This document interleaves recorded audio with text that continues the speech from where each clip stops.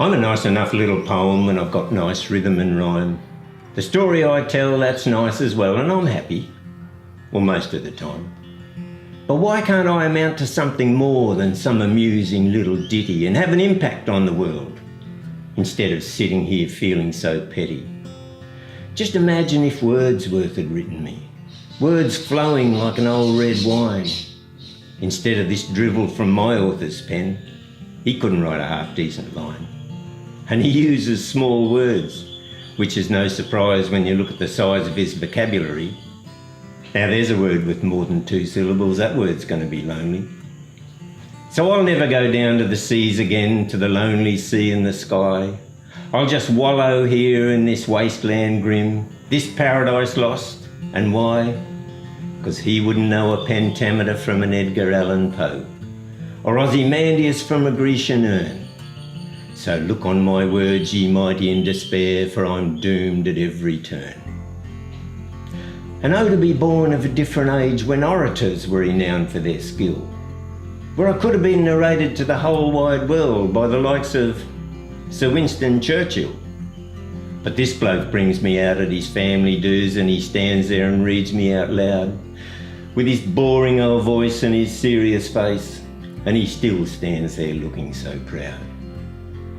But what I'd mostly like to be is a song that's widely applauded, with a melody penned by, say, Andrew Lloyd Webber, and sung by Michael Crawford. And my words would fill the world's concert halls to the sounds of the world's greatest tenors, instead of this drab and dull dissertation by this second-rate ageing Frank Spencer. Or better still, how about a rock and roll song playing midnight to dawn in the clubs, where Elvis could rock me through the Heartbreak Hotel, or Clapton might do me unplugged.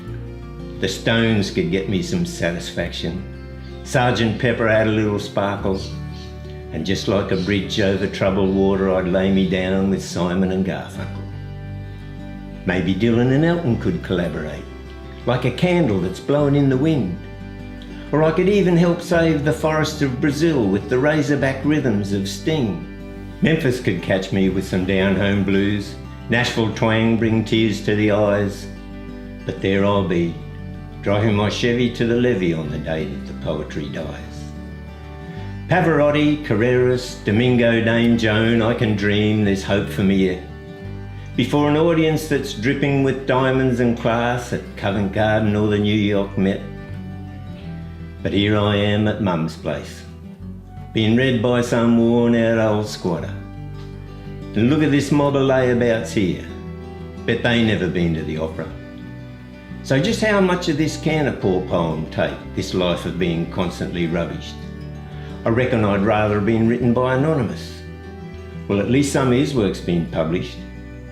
But as for my author who thinks he's so great, I got news that'll make him sorry. He thinks one day he'll be the poet laureate.